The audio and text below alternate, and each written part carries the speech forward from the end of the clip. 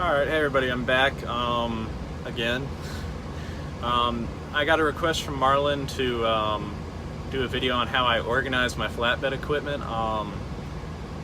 So I honestly, I already went back and filmed all the stuff because I wanted to film it before I dropped the trailer, and I'm at Prime's Pittston terminal up here in Pennsylvania right now. So when you get here, you have to drop your trailer before you go park. So I already filmed that, so I think at one point I comment something about I said in the introduction. Well, I hadn't actually filmed it yet, so I gotta remember to say that. But to call my flatbed equipment organized is probably being pretty generous. I know where everything is, but as you'll see when I open the cabinet doors, it's a cluster in there. It's not very organized at all. Honestly, I'm not sure how well you're going to be able to hear me talking during the while I'm showing you around the cabinet and stuff and walking around the truck, 'cause I kind of did an exterior tour of the truck too. I walked around just to show y'all what the outside of the truck looks like, since I told y'all I would do that a while back and completely forgot about it. But I had the truck running the whole time, and while the truck's not that loud per se, I mean, it's running right now and y'all can probably hear it a little bit, but it's pretty quiet. But when you're walking around outside the truck, I mean, it's a 15-liter inline 6 diesel engine. It makes a lot of noise. It's definitely not something you're going to be sneaking around in. So I'm not sure whether or not y'all will be able to hear me over it or not. If not, I apologize. I haven't actually went and watched the videos yet that I recorded out there. But yeah, so I'll show you, in case you can't hear me when I'm out there. I mean, inside the cabinet, I've got my moving blankets that are there to kind of help protect my tarps, to keep them from getting cut up and everything, because we haul a lot of metal a lot of new unrefined metal with a lot of sharp edges that will tear your tarps to pieces. And the tarps are very expensive and they're a pain in the butt to fix. I've got a bunch of rolls of Gorilla Tape to try to fix holes in them. Small holes and all that stuff, but I mean, my tarp still has some holes in them, but the moving blankets definitely help. So they make it look pretty bad. But then most of what's in there is the smaller width straps, the 2-inch straps, the 3 and 4-inch straps are down in the strap box, which I'll show you real quick. It's pretty much empty right now because all my straps are on my load, or all my undamaged DOT legal straps are on my load. I've got some damaged non-DOT legal straps that are back under the bed of the truck, or under the bed that I sleep on and stuff like that, which that's a complete cluster. That's basically just, I got some fuel additives, and I don't show you all that in the video. It's fuel additives, some damaged straps, the extra bungees. I think I've got like 200 brand new bungees in there that I still haven't used. I'm still on my first 100 bungees. And just some other random stuff in there. The fuse box for the APU and all that kind of stuff is in there. But if I open that, stuff tends to fall out. You can't really see anything in there anyways, so it's pointless. And I think on the interior tour I might have lifted up the bed and showed y'all. I'm not sure, I don't remember. But on the side of the boxes, I've got my bungee cords hanging off of both sides. I've got about 50 on either side of the truck. I've got my bigger blue plastic edge protectors are hanging off on the passenger side. I've got my pipe stakes on either side of it instead of my 4x4s, and my 4x4s or dunnage are up on top of the box, ratcheted down with a 2-inch strap. Also, I don't know if you'll be able to hear, but the load that is on the trailer that you all will see when I do the walk around part is called slinkies. They're coils of, in this case, it's I think 1/4 inch. I think it's 1/4 inch steel rod, but it's coiled up into, are these 1/4 inch? Yeah, 1/4 inch wire rod coil. They all weigh 3,600 to 3,700 pounds, and I've got 12 of them sitting on the bed right now. Thank God I don't have to tarp them. But yeah, I mean, as I said, I don't know if you'll be able to hear what's going on back there, so that's just a brief description of what you're gonna see. You'll see the cabinet when I first open it, and then I cut, and then I move one of the moving blankets so that you can see kind of my chains are really the only part that's organized in there. My chains are on one side, and then the other side's stuffed full of moving blankets, the little rubber / carpet things they give you to put underneath your coil racks to try to help them not move when they're sitting on the bed, because your coil racks are metal. I've got my coil racks up on the top shelf, and then I've got my chain binders are all kind of just wedged over on the right hand side of the cabinet. But yes, I mean, it's just a base walk around of my cabinet and how I organize it, because it's not really organized at all. As I said, I know where everything is. Everything I use frequently is pretty easy to access, but there's a lot of stuff that Prime gives you that some of it I don't even know what the heck it is. I've never used it before, but when they sell you your flatbed equipment, they sell you that stuff. It's part of your mandatory equipment, so I've got it. But yeah, so enjoy the little walk around and the video of how the cabinet is set up. Let me know if y'all have any more questions. We're up to, how many subscribers are we at now?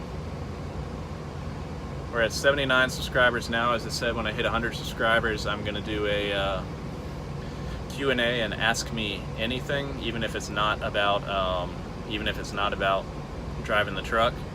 I think I've actually already had somebody put in a question.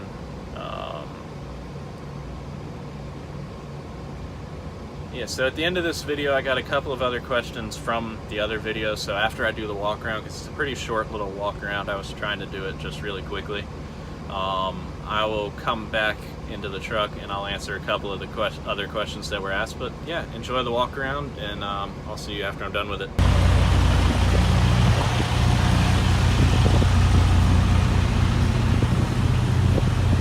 Alright, so how do I organize the flatbed equipment? I think organize is going to be a little nice, but let's see. So over on the side, that's the headache rack. We'll get into that in a second.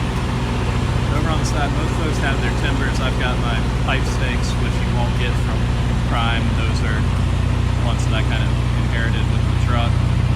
Got my 4x4s up there, and then my, I don't think those are called there. And then bungees hanging on that side. Usually my tarps are here, but currently, because of this load, my tarps are, these are slinkies, by the way, for those of y'all who don't know. Not like the stair slinkies, they're just what they call these coils. So instead, my tarps are back here on this load.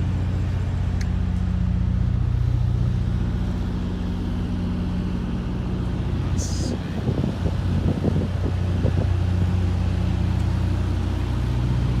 It's 45,000 pounds worth of coiled steel rod. And over here you've got more coil racks, more of those things. Another winch bar, more bungees, and my edge protectors. My APU. Super single tires.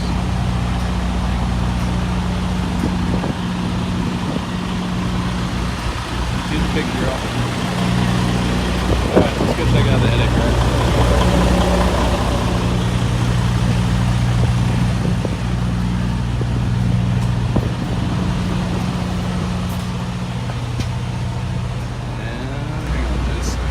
So as I said in the introduction, calling this organized is being very, very generous.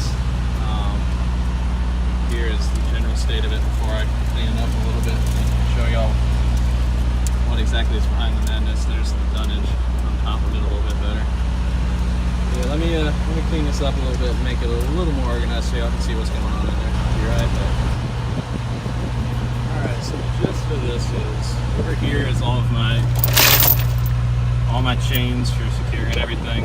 You've got all those hooks back here, which is probably why this is the only part that's actually organized in the cabinet. Hang your chains on, and then the deep basin down there. We've got a whole bunch of moving blankets. You've got your foil edge protectors up here, or I do. 2 1 and 2 inch straps kind of strewn throughout in there. Not quite sure what the heck these things are, but I had to buy them from Prime, so they're there. And over here you've got, these are all my chain binders, a lot more moving blankets. rubber things to set the coil racks on so they don't move around. They're carpeted on the other side, or most of them are. They're not all the same. Some more edge protectors that can't hang on the side of the truck. Your coil racks themselves, which is what that goes in. You've got your lights, your spotlights up there. But I mean, down here it's just all chain binders. All these are snap binders right here. You've got a ratchet style binder right there. I really don't like using those, but I don't have enough snap binders sometimes. Don't know how well you're actually gonna be able to hear me because I left the truck running. It's really hot up here in Pittston right now. I'm in Pittston, PA at the Prime Terminal. But yeah, so that's the headache rack.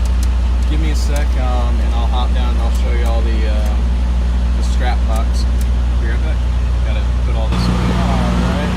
Alright, and last but not least, down here is your strap box / your steps. And it's just a really neat box. It's pretty much empty right now because all my straps are on the load or damaged.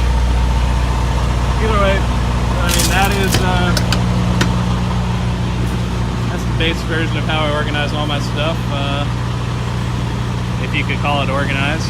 But yeah, be back in a minute. Alright, so y'all just watched my my attempt at a walk around. Still not sure whether or not you could hear it or not, but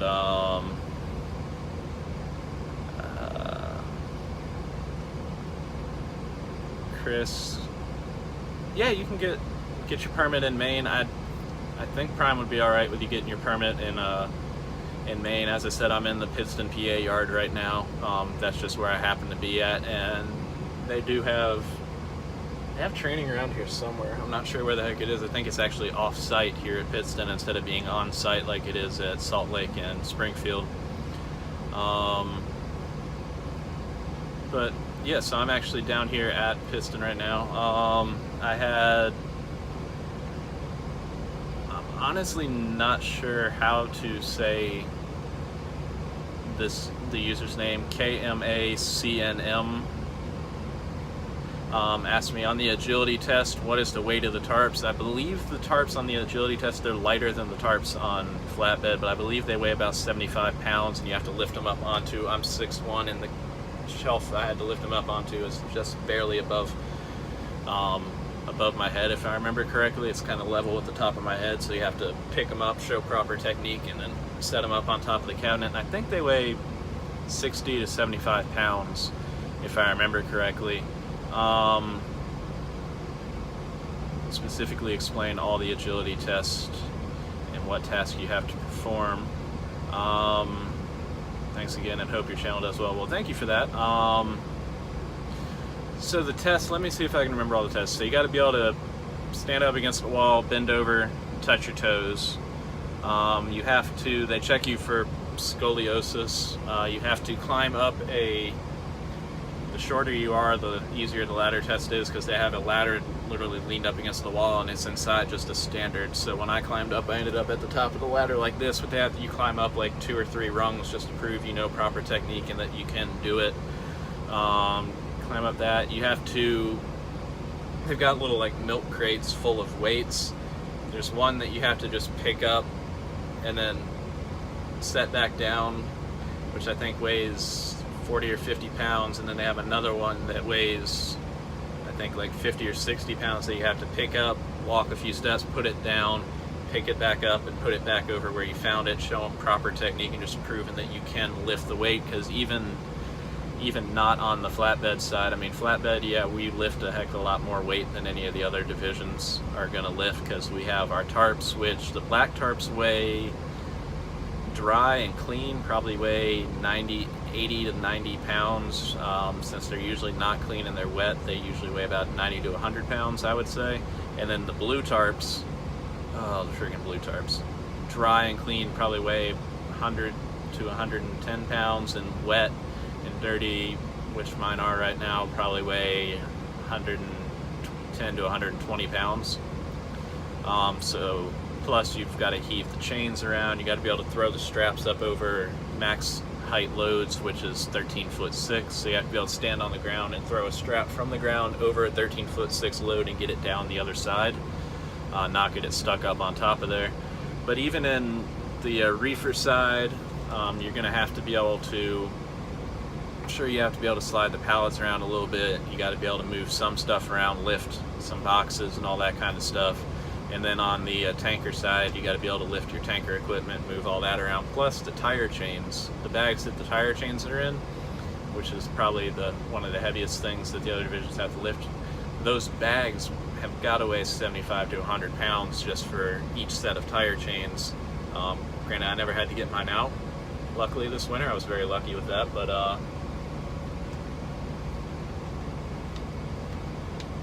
yeah, I mean, so the agility test is just a lot of proving that you know proper lifting technique, proving that you can lift the amount of weight that on average you need to be capable of lifting.